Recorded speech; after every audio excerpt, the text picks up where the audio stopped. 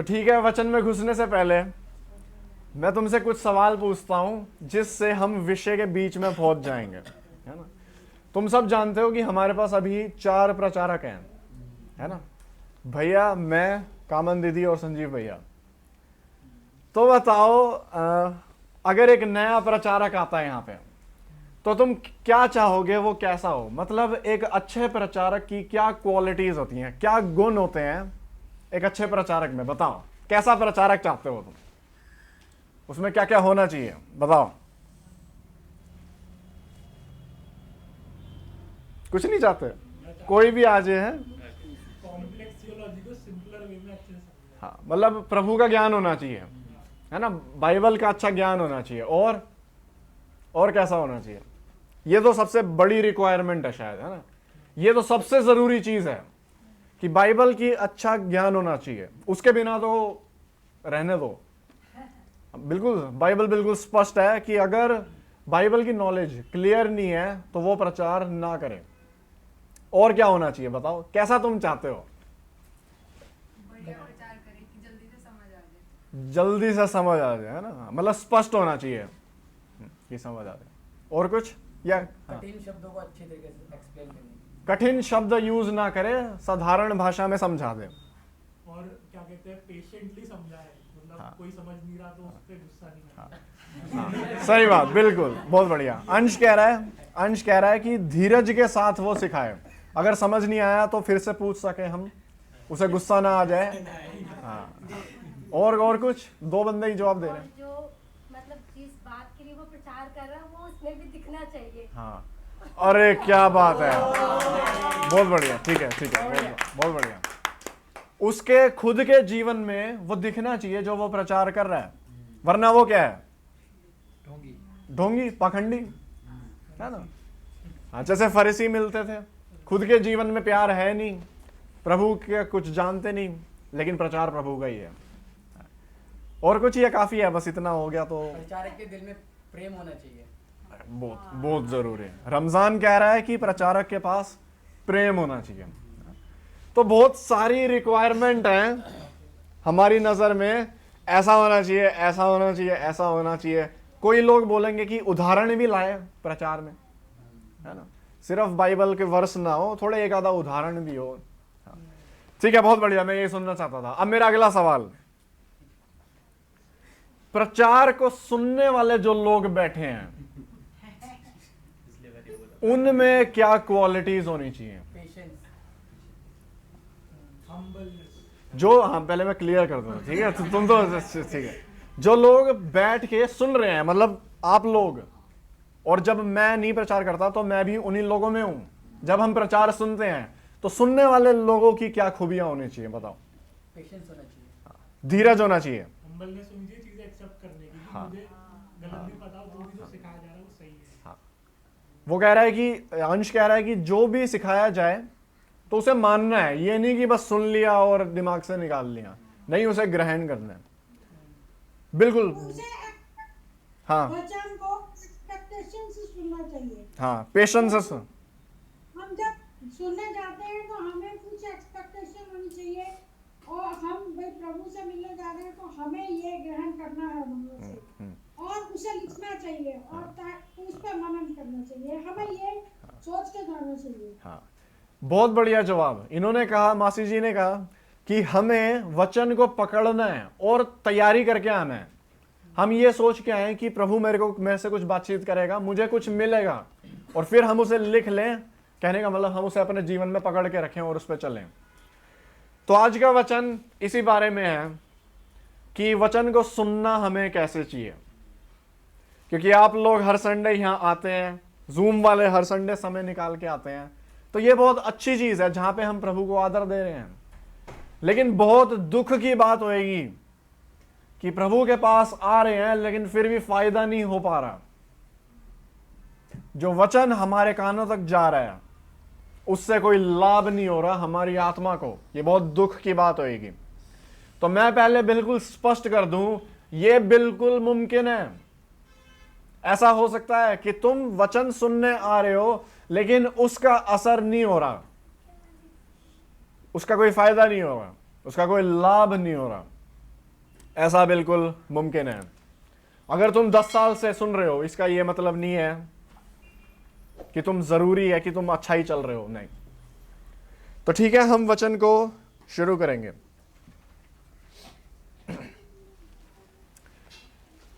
सबसे पहले हमें यह पता होना चाहिए कि आराधना के सारे तरीके में सिर्फ गाना और प्रार्थना और वचन पढ़ना नहीं आता।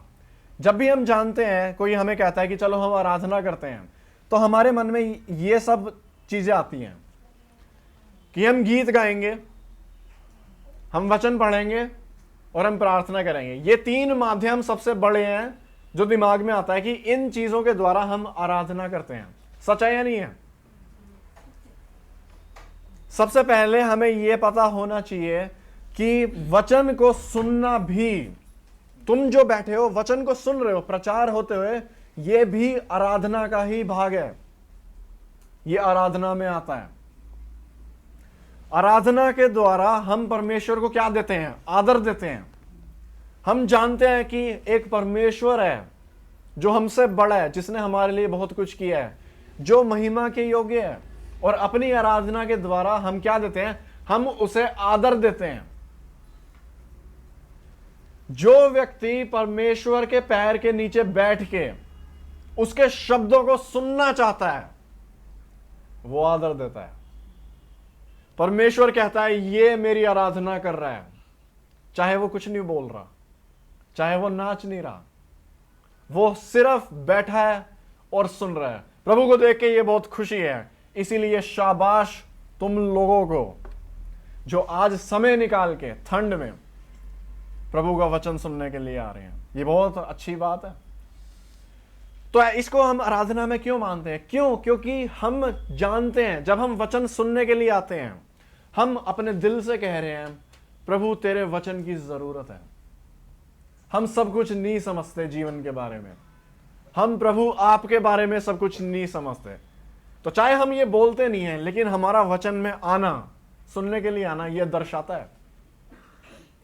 जो व्यक्ति वचन सुनने का भी आ नहीं रहा, उसका दिल कह रहा है मुझे जरूरत नहीं है।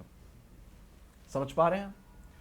तो याद रखो, सबसे पहले यह बात पता होनी चाहिए कि वचन सुनना आराधना है। और हम जानते हैं कि आराधना को हल्के में नहीं ले सकते।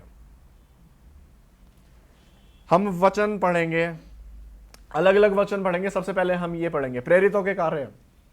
राजीव, ये लोग तो थिस्सलुनीके के यहूदियों से भले थे और उन्होंने बड़ी लालसा से वचन ग्रहण किया और प्रतिदिन पवित्र शास्त्रों में ढूंढते रहे कि ये बातें यो ही है कि नहीं। यहां पे इन कुछ विश्वासियों के बारे में लिखा है जो जिनकी तारीफ की गई है वचन में कि ये लोग अच्छी तरह सुन रहे हैं, अच्छी तरह ग्रहण कर रहे हैं। ये बात तो हमें पता है कि प्रचार अच्छा होना चाहिए, लेकिन अगर प्रचार को सुनेंगे अच्छी तरह नहीं तो उसका फायदा नहीं होने वाला, और उससे जो आदर प्रभु को मिलना चाहिए वो नहीं हो पाएगा। तो यहां पे क्या लिखा है? उन्होंने बड़ी लालसा से वचन ग्रहण किया। अंग्रेजी में लिखा है ईगरनेस, कि वो एक्साइटेड थे, उनके अंदर जुनून था वचन सुनने के लिए। कहने का मतलब वचन सुनने से पहले, चर्च आने से पहले वो तैयार थे कि आज मुझे वचन सुनाया जाएगा, जो कि मासी जी का पॉइंट था यहां पे। समझ पा रहे हैं? तो वचन में आने से पहले हमें अपने आप को तैयार करना होता है। उस तैयारी में हमें चाहिए कि हम गंभीरता के साथ वचन सुनेंगे। समझ पा रहे हैं? मैं यहां पे हर बैठे जन को एक एडवाइस दूंगा। जब हम चर्च में आते हैं और हम पाते हैं कि सर्विस अभी तक शुरू नहीं हुई है, हो सकता है हम 10-50 को आए हैं, तो उस मौके में सिर्फ एक दूसरे से बात करने में समय व्यर्थ ना कर दो। ठीक है, एक दूसरे से मिलो, हालचाल पूछो, लेकिन उसके बाद कुछ समय खुद के लिए लो, यह सोचने के लिए कि मुझे गंभीरता से प्रभु के वचन में जाना है। इन लोगों के बारे में लिखा ये तैयार थे। और क्योंकि ये तैयार थे, क्योंकि ये जोश जुनून के साथ, मकसद के साथ सुनने आ रहे थे, इस वजह से इन लोगों का फायदा हुआ जो इन्होंने सुना। सुनते तो बहुत लोग हैं, फायदा किसको हो रहा है? गंभीरता बहुत जरूरी है वचन को सुनते हुए। मैं बताता हूं, हमारे चर्च में अभी फिलहाल यहां पे 4-5 ही बच्चे हैं, इससे ज्यादा नहीं है, जिनमें वो दोनों आते हैं, एली आता है, लेकिन एली का थोड़ा सा समय बचा है मेरे हिसाब से, है ना। हमारे पास कुछ बच्चे हैं, केनेथ भी है, जिनको परमेश्वर मानेगा कि ये बच्चे हैं। अगर ये वचन सुनने के दौरान खेल रहे हैं, प्रभु समझ सकता है, प्रभु खुश है। अगर वो सुन नहीं पा रहे, ध्यान नहीं है, आलसी हो रहे हैं, नींद आ रही है, प्रभु समझ सकता है। लेकिन उनसे जो अब बच्चे नहीं रहे हैं, उनसे प्रभु उम्मीद करता है कि जब मेरा वचन सुनाया जाएगा वो गंभीरता के साथ सुनेंगे। ये तुमसे एक्सपेक्टेड है, ये तुमसे एक्सपेक्टेड है कि तुम वचन जब सुनने आओगे तुम गंभीरता के साथ बैठोगे। उन बच्चों की तरह नहीं जो कैजुअल हैं, जो हल्के में ले रहे हैं। इसीलिए जब वचन सुनेंगे तो अपनी सारी मजाक, एक दूसरे को कोनी मारना, ये सारी बचकानी चीजें खिड़की के बाहर फेंक दी जाएं। प्रभु ये उम्मीद करता है, प्रभु ये उम्मीद करता है यहां पे हंसी का माहौल ना हो, यहां पे खुशी का माहौल हो, प्रेम का माहौल हो, लेकिन आदर और गंभीरता का माहौल हो। समझ पा रहे हैं? तो अब हमें समझ आ रहा है कि गंभीरता बहुत जरूरी है ना? बहुत जरूरी है। तो मैं अब तुम्हें बताऊंगा कि कैसे इस गंभीरता को बढ़ाएं अपने जीवन में। वचन सुनने से पहले हम अपने जीवन में कैसे गंभीरता को लाएं कि जब वचन आएगा तो मैं गंभीरता के साथ सुन सकूं। ये वो चीजें हैं जो तुम्हें खुद करनी है जब तुम रास्ते से चर्च आ रहे हो। समझ रहे हो? तो पहली चीज जो तुम्हारी मदद करेगी वचन में गंभीरता के साथ सुनने में, वो पहली चीज, ध्यान दो कि बोल कौन रहा है।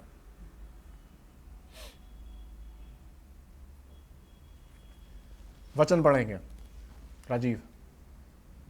इसलिए हम भी परमेश्वर का धन्यवाद निरंतर करते हैं कि जब हमारे द्वारा परमेश्वर के सुसमाचार का वचन तुम्हारे पास पहुंचा तो तुमने उसे मनुष्यों का नहीं परंतु परमेश्वर का वचन समझकर और सचमुच यह ऐसा ही है ग्रहण किया, और वह तुम विश्वासियों में जो विश्वास रखते हो प्रभावशील है। इस वचन में हमें सीखने को मिल रहा है कि वचन इन विश्वासियों तक पहुंचा, थिस्सलुनीकियों के, ठीक है, इन लोगों तक वचन पहुंचा और इन्हें उसका फायदा हुआ। फायदे का कारण यहां बताया गया है कि इन लोगों ने ग्रहण ऐसे किया जैसे जो वचन इनमें बांटा जा रहा है वो इंसान का वचन नहीं है, वो परमेश्वर का वचन है। तो इसीलिए पहला पॉइंट, जब तुम वचन सुनने जा रहे हो और तुम अपने घर से निकल चुके हो, रास्ते में हो, अपने आप को दिल में बताओ, ध्यान दो कि बोल कौन रहा है। इस चीज पे ध्यान ना दिया जाए कि आज प्रचार कौन करेगा, आज पार्थ बोलेगा, संजीव बोलेगा या कौन बोलेगा। इस चीज पे ध्यान दिया जाए कि आज परमेश्वर बोलेगा। क्योंकि यहां इन लोगों के साथ क्या हुआ, एक प्रचारक गया जिसने वचन खोल के उन्हें समझाया, जैसा कि तुम्हारे साथ हो रहा है। लेकिन हम जानते हैं कि जो प्रचारक बोल रहा है वो प्रचारक के शब्द नहीं है, वो किसके शब्द हैं? क्योंकि वो बाइबल के आधार पे प्रचार कर रहा है। ये बात सिर्फ सही प्रचार के लिए बोली जा रही है, झूठे प्रचारकों की बात नहीं कर रहा मैं यहां। झूठे प्रचारक बाइबल के नाम लेते हैं लेकिन वो आधार नहीं है। तो इसीलिए इस सोच के साथ चर्च आया जाए कि आज मैं यीशु मसीह को सुनूंगा, मुंह किसी का भी हो फर्क नहीं पड़ता। समझा जा रहा है? अगर एक राजा है और वो तुम्हारे घर में आता है और वो तुमसे बातचीत करना चाहता है, मैं गारंटी देता हूं कि तुम बहुत ध्यान से सुनोगे। सच है या नहीं है? क्यों? बड़ा इंसान है भैया ना, क्योंकि उसका स्थान बहुत ऊपर है, इसीलिए उसके शब्दों में और ज्यादा कीमत है। समझ पा रहे हैं? हम ऐसे सोचते हैं, सही है। अगर वो तुम्हारे घर ना आए लेकिन वो तुम्हें चिट्ठी लिख के भेज दे और तुम्हारे पास एक बंदा आता है जो कहता है तुम्हारे देश के राजा ने तुम्हारे लिए यह संदेश भेजा है, तो क्या तुम ध्यान से सुनोगे या नहीं? क्यों? क्योंकि वो राजा का संदेश है। फर्क नहीं पड़ता राजा खुद आ रहा है या नहीं, संदेश शब्द किसका है? राजा का। किसके लिए है?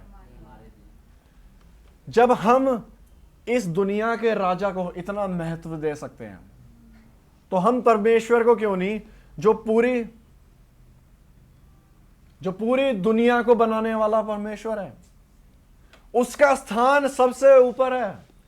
इसीलिए याद रखा जाए, दिल में बोला जाए कि आज मैं किसी इंसान का वचन नहीं सुनने वाला।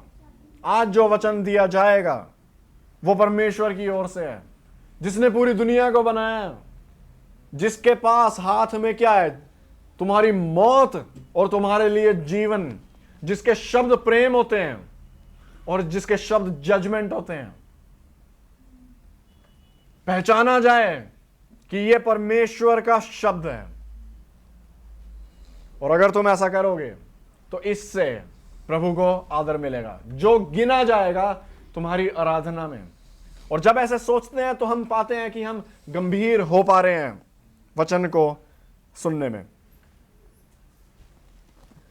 हम में से काफी ऐसे लोग हैं जो चाहते हैं कि प्रभु स्वर्ग से हमें डायरेक्ट बातचीत करे। ऐसा होता है या नहीं होता? कभी ना कभी तो हमने मन में सोचा है कि स्वर्ग खुले और आवाज निकले, पार्थ मैं तेरे से ये चाहता हूं। या हम चाहते हैं कि हमें सपनों के द्वारा परमेश्वर बातचीत करे। प्रभु आज मैं सोने जा रहा हूं, लेकिन मैं चाहता हूं तू मुझे सपना दे, मुझे जीवन की ज्योति दे, मुझे समझाए मुझे क्या करना है। ऐसी इच्छा तो हर किसी के जीवन में आती है। हर विश्वासी ने कभी ना कभी ऐसा सोचा होगा कि मैं प्रार्थना करूं और बस यीशु मसीह दिख जाए, प्रकट हो जाए मेरे सामने और स्वर्ग खुल जाए। मैं सवाल पूछता हूं, क्यों तुम ऐसा चाहते हो? कभी सोच के देखा है? क्यों तुम चाहते हो? वो काली रखी हुई है ताकि तुम वहां देखो ना। क्यों तुम ऐसा चाहते हो कि स्वर्ग खोल के या सपनों के द्वारा परमेश्वर तुमसे बातचीत करे? बताओ क्यों? सोचो।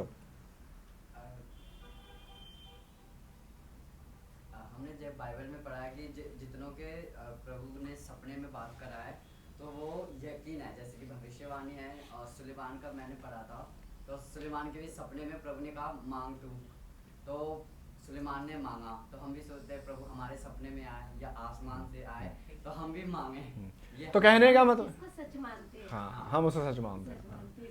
तो एक पॉइंट है, हाँ, प्रभु जो बोलते हैं वो सच होता है, झूठ नहीं बोलते। जो वो बोलेंगे वो होगा। हाँ, क्योंकि परमेश्वर जो बोलेगा वो सच बोलेगा, है ना।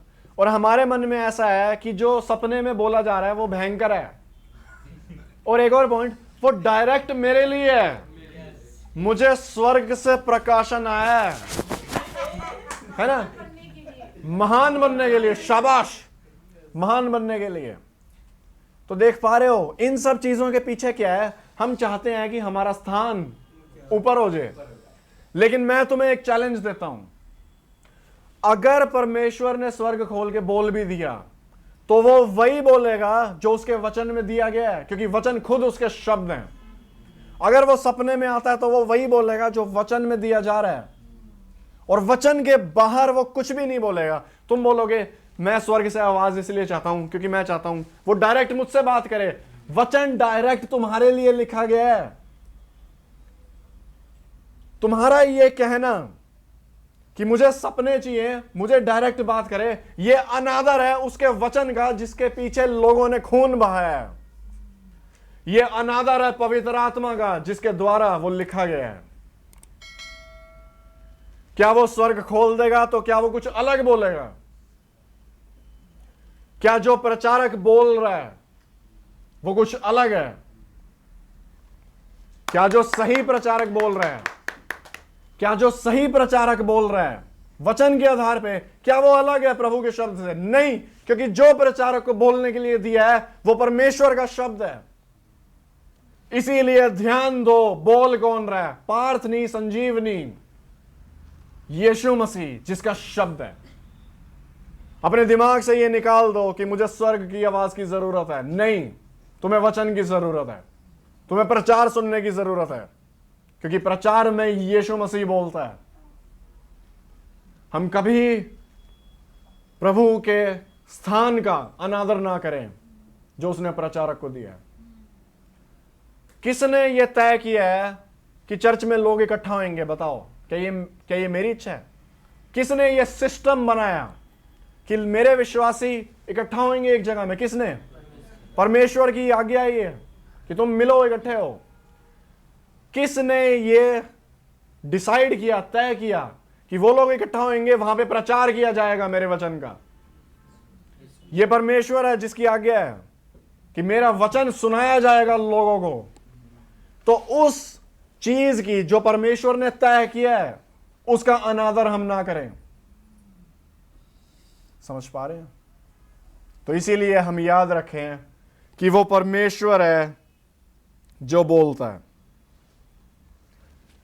तो कैसे खुद को गंभीर करेंगे? दूसरा पॉइंट वचन सुनने के टाइम पढ़ेंगे हम। ध्यान दो, जो विषय है वो कितना जरूरी है। वचन सुनते हुए हमारी गंभीरता जरूरी है। ध्यान दो कि जो विषय दिया जा रहा है, जो बातचीत करी जा रही है, वो बहुत जरूरी विषय है। अगर जो परमेश्वर बोल रहा है वो तुम्हारे अलावा किसी और के लिए होता तो शायद तुम्हें सुनना जरूरी नहीं था। लेकिन सच यह है कि वो तुम्हारी आत्मा से रिलेटेड है, तुम्हारे जीवन के बारे में बातचीत है। समझ पा रहे हैं? यहां पे ऐरा गहरा बातचीत नहीं होती, यहां पे इतनी गंभीर बातचीत होती है जिसके द्वारा लोग स्वर्ग में जाते हैं या नहीं जाते। तुम्हारा जीवन इस चीज पर निर्भर करता है कि तुम परमेश्वर के वचन को कैसे देखते हो। और परमेश्वर का वचन तुम हर एक के लिए तुम्हारे जीवन में काम करने के लिए दिया गया है। बेवकूफ है वो व्यक्ति जो परमेश्वर के वचन को सुनने आता है लेकिन उसे लगता है मुझे सुनने की जरूरत नहीं है, क्योंकि वचन बहुत कीमती है उसके लिए, वो बस जानता नहीं है। समझ पा रहे हैं? अगर मैं तुम्हें बोलूं तुम्हें हर हफ्ते इस जगह आना है और जो बोला जा रहा है तुम्हें ध्यान से सुनना है, अगर तुम ये काम करोगे तो तुम्हें हर महीने में 10,000 रुपए दूंगा। अगर तुम्हें पैसा मिले 10,000 हर महीने सिर्फ वचन सुनने के लिए, क्या तुम गंभीरता से सुनोगे? तुम आंधी तूफान में घर से निकल के वचन सुनने के लिए आओगे? सच है या नहीं है? बिल्कुल सच है। क्यों? क्योंकि हम पैसे को और अपने ऐशो आराम को ज्यादा कीमती समझते हैं। लेकिन बात यहां पैसों की नहीं हो रही, बात यहां तुम्हारी आत्मा की हो रही है। वो कितना जरूरी है, तुम्हारा जीवन, तुम्हारी आत्मा, तुम्हारी अंतिम दिन में तुम्हारे साथ क्या होएगा, तुम्हारी होप, तुम्हारी उम्मीद, तुम्हारी ताकत, तुम्हारे जीवन जीने का मकसद वचन में आता है। इस सब को हम कीमती नहीं समझते और हम जानते हैं कि अगर पैसों के बारे में बातचीत हो तो कितना गंभीरता से हम आएंगे।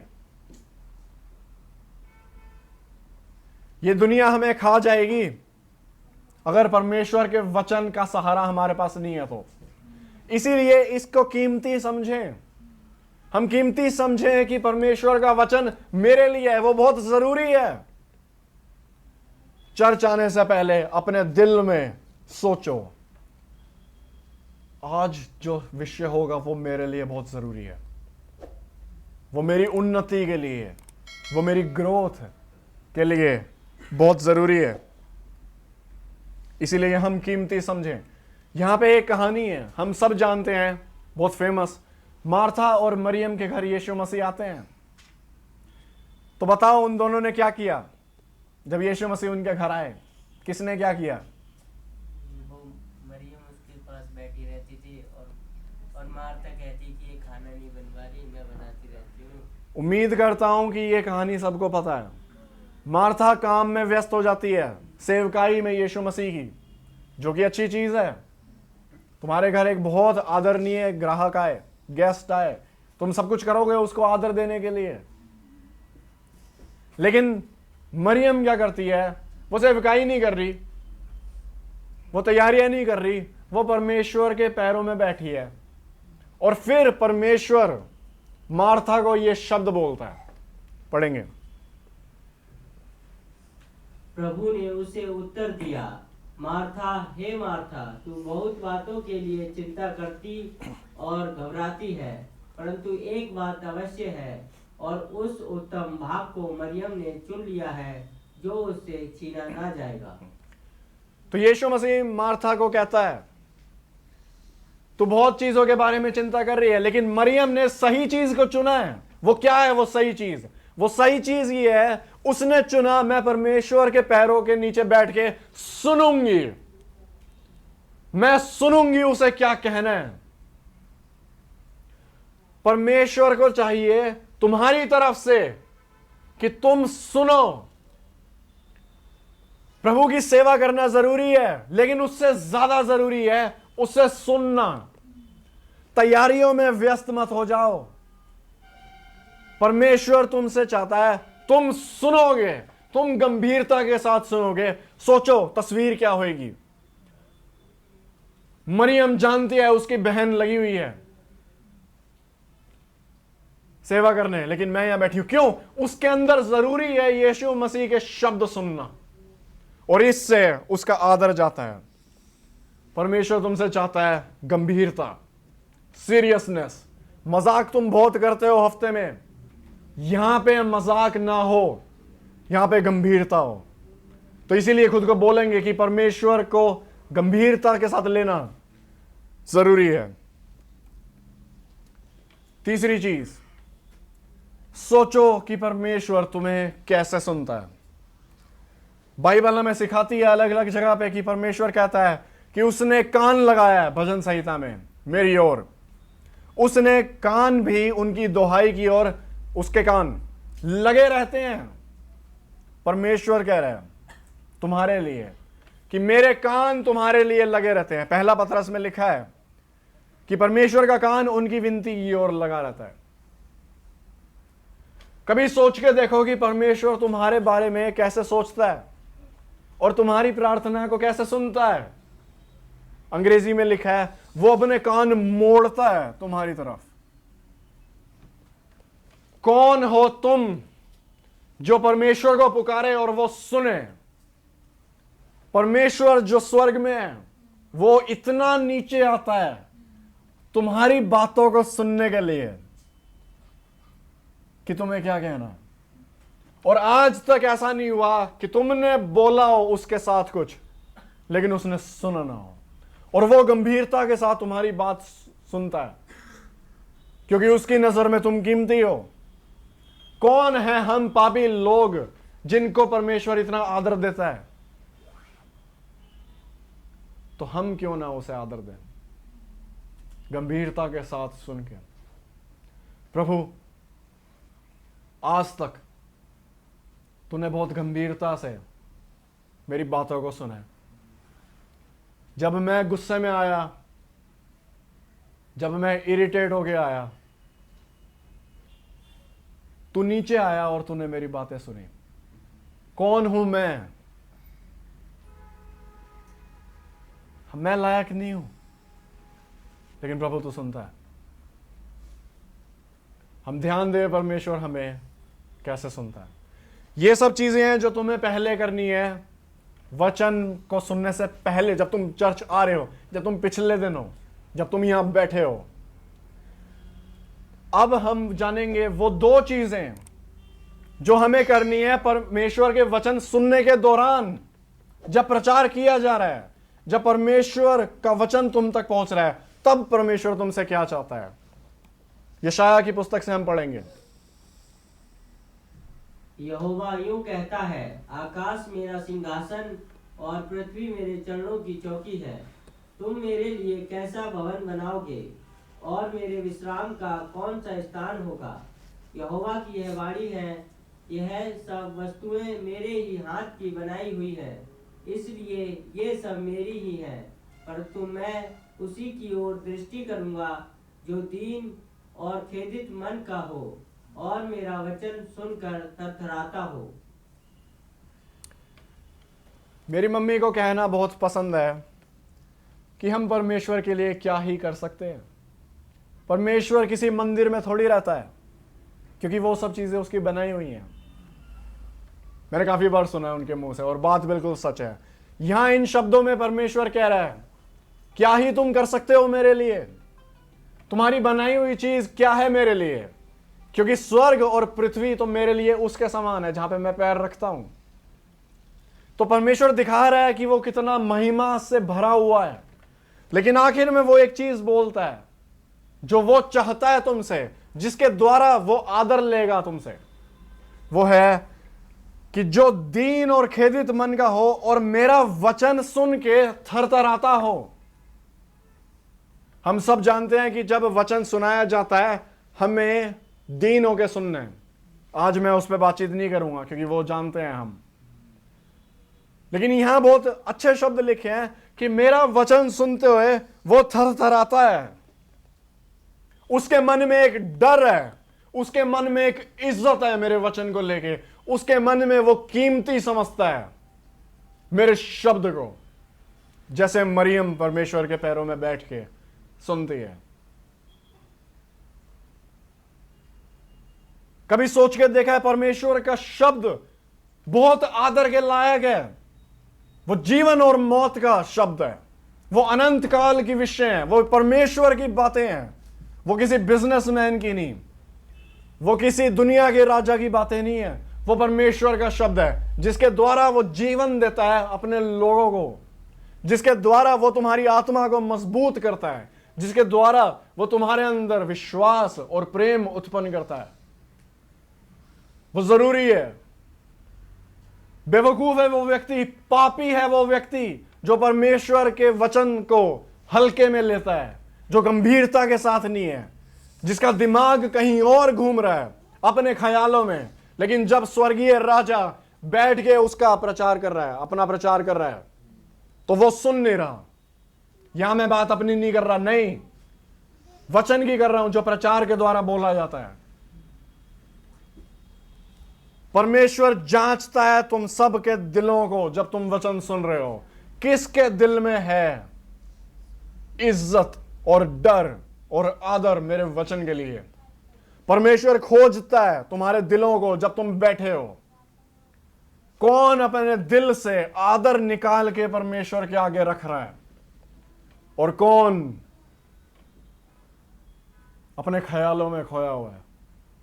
किसका दिल है जो आदर दे रहा है, जो उसके नाम की महिमा को पहचानता है, और किसका दिल है जिसने इन सब बातों के बारे में, इन सबको कभी कीमती नहीं समझा। परमेश्वर जांचता है तुम्हारे दिल को।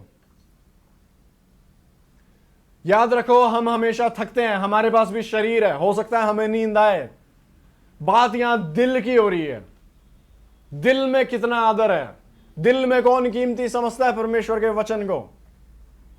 क्योंकि अगर नींद आ रही हो तो हम समझ सकते हैं, लेकिन अगर दिल परमेश्वर से दूर है, दिल में आदर नहीं है, तो यह अच्छी बात नहीं है, यह सही तरीका नहीं है सुनने का वचन।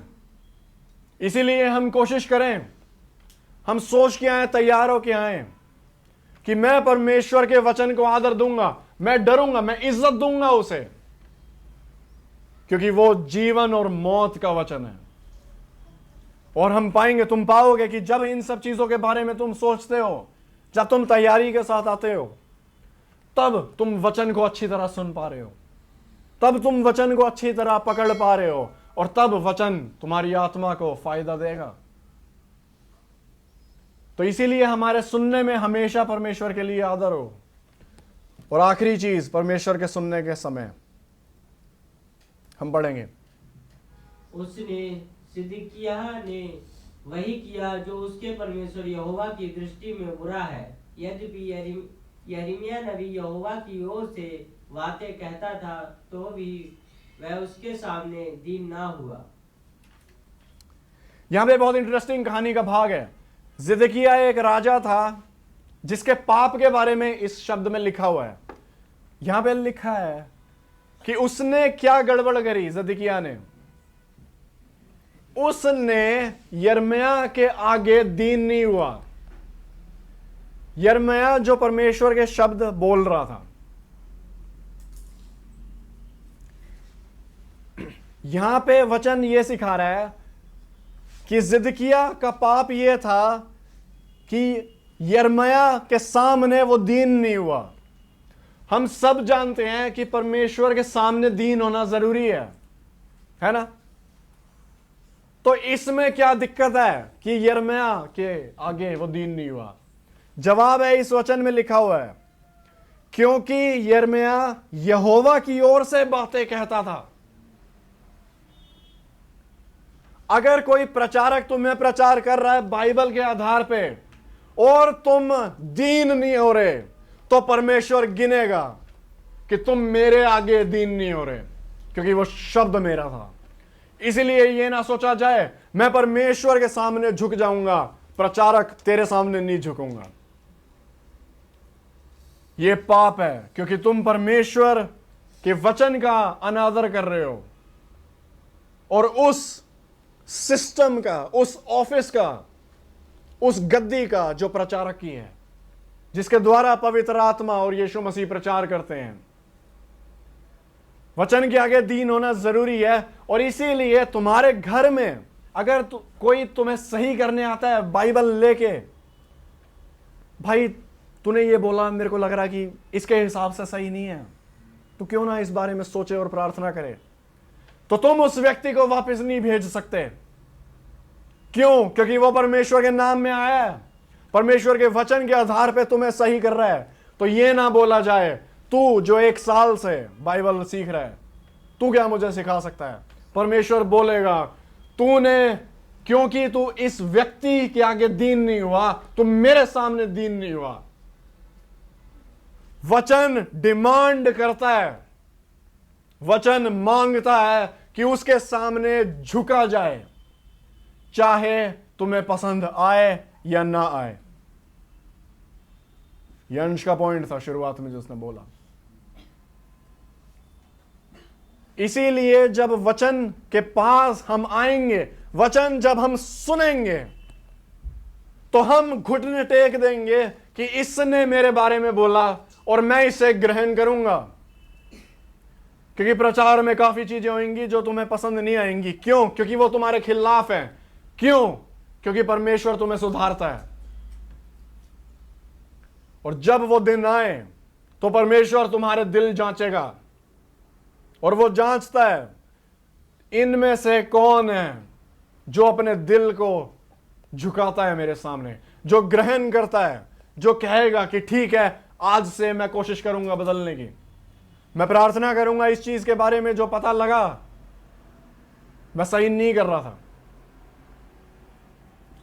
जो व्यक्ति पहले से सोच के आता है कि मैं परमेश्वर के वचन के सामने खुद को झुका दूंगा, वो व्यक्ति ग्रहण करता है परमेश्वर की बातों को। काफी ऐसी चीजें आएंगी जो तुम पहले अलग सोचते थे और वो तुम्हारे दिल के नजदीक होंगी वो चीजें, लेकिन जिस दिन परमेश्वर तुम्हें बताए कि चाहे तुझे ये बात पसंद है, चाहे तू विश्वास ये करता आया है इतने सालों से, चाहे तेरा दिल मना कर रहा है, परमेश्वर उम्मीद करता है तुम उसके सामने झुको और ग्रहण करो। हम समझ पा रहे हैं? इन सब चीजों को जब हम जानेंगे तो हम पाएंगे कि वचन में हम और गंभीरता से सुन पा रहे हैं।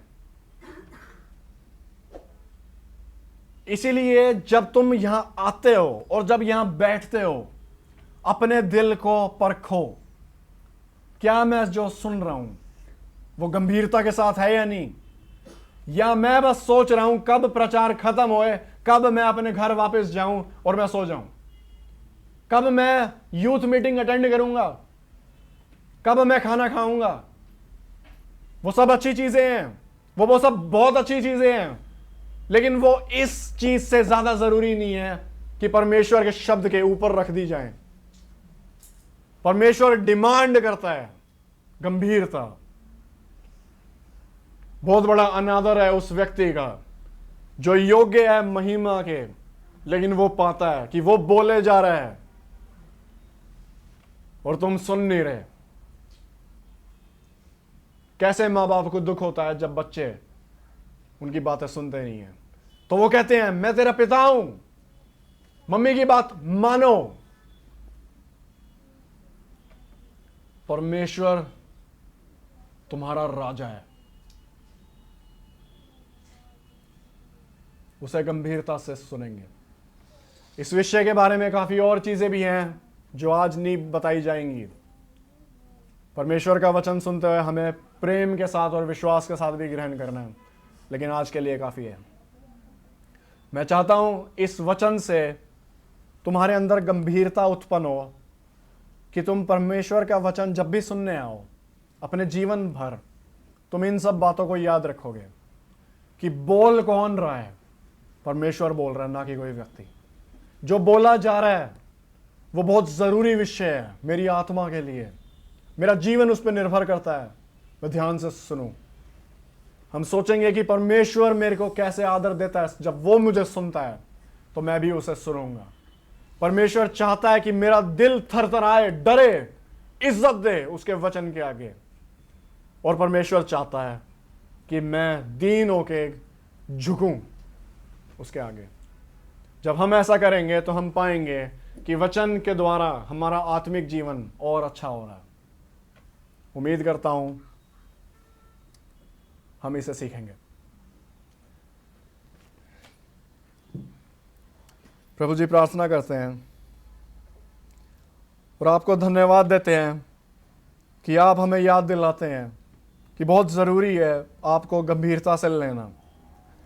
हम हमेशा एंटरटेनमेंट में और मौज मस्ती में खोए रहते हैं क्योंकि वही हमें पसंद है, लेकिन हम भूल जाते हैं जो ज़रूरी चीज़ें हैं और उन्हें कैसे सुनना है। प्रभु जी, प्रार्थना करते हैं कि आप हम सब को, जो यहाँ लोग बैठे हैं, जो जूम पे हैं, हम सब को सिखाइए कि कैसे गंभीरता के साथ आपके वचन को सुनेंगे और डरेंगे और इज्जत देंगे और आदर देंगे उस वचन को जिसमें जीवन है हमारे लिए।